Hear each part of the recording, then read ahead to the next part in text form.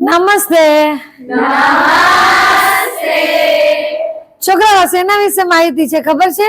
નાજી. આપણે રોજ બરોજની જિંદગીમાં કોલ્ડ ડ્રિંક્સ પીએ છીએ, ઠંડા પીણા પીએ છીએ. તો ઠંડા પીણા છે એ આપણા સ્વાસ્થ્ય માટે કેટલા બધા નુકસાનકારક છે ને એની આખી સંપૂર્ણ માહિતી આપેલી છે.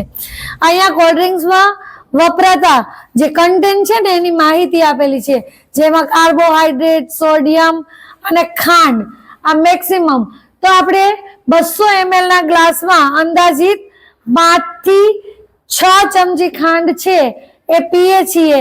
અને આ ઊંચી પ્રમાણમાં જે ખાંડની માત્રા હોય છે કોલ્ડ ડ્રિંક્સની અંદર, એનાથી આપણે 2 સમસ્યાઓ મુખ્યત્વે જોવા મળે છે. એ છે વજન વધવું એટલે કે મેદસ્વીતા, અને બીજું છે ટાઈપ 2 ડાયાબિટીસ. ખાંડનું પાચન નથી થતું અને આપણે ડાયાબિટીસના ભોગ બનીએ છીએ.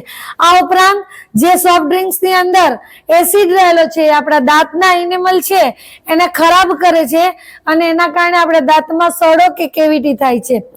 કોલ્ડ ડ્રિંક્સમાં આવેલી જે સુગર ખાંડ છે એના કારણે આપણે ફેટી લીવર, સુગરનું પાચન નથી થતું અને લીવર ઉપર ફેટ જમા થાય છે, જેના કારણે ફેટી લીવર. સોડિયમનું પ્રમાણ વધારે હોવાથી આપણું બ્લડ પ્રેશર છે હાઈ થાય છે અને એના કારણે આપણે હૃદય સંબંધિત બીમારીઓ થાય છે. જે કોલ્ડ ડ્રિંક્સની અંદર કેફીન નામનો પદાર્થ છે એના કારણે આપણે કોલ્ડ ડ્રિંક્સ છે વારંવાર પીવાની ઈચ્છા થાય છે અને આપણે આદત પડી જાય છે. વધારે પડતી ખાંડ અને કેફીનના કારણે શરીરમાંથી જે પાણી છે એ શોષાઈ જાય છે અને આપણે વારે વારે પીવાનું મન થાય છે. જે કોલ્ડ ડ્રિંક્સની અંદર એસિડ આવેલું છે એ આપણા શરીરમાંથી કેલ્શિયમ છે એને શોષી લે છે, એનો ઘટાડો કરે છે, જેના કારણે આપણા હાડકાં નબળા પડે છે અને પોષક તત્વની ઉણપના કારણે આપણે ઘણી બધી બીમારીઓ છે એનો ભોગ બનીએ છીએ. તો હવે આ સમજ્યા પછી આપણે કહી શકીએ કે કોલ્ડ ડ્રિંક્સ પીવું જોઈએ કે ન પીવું જોઈએ? ના પીવું જોઈએ.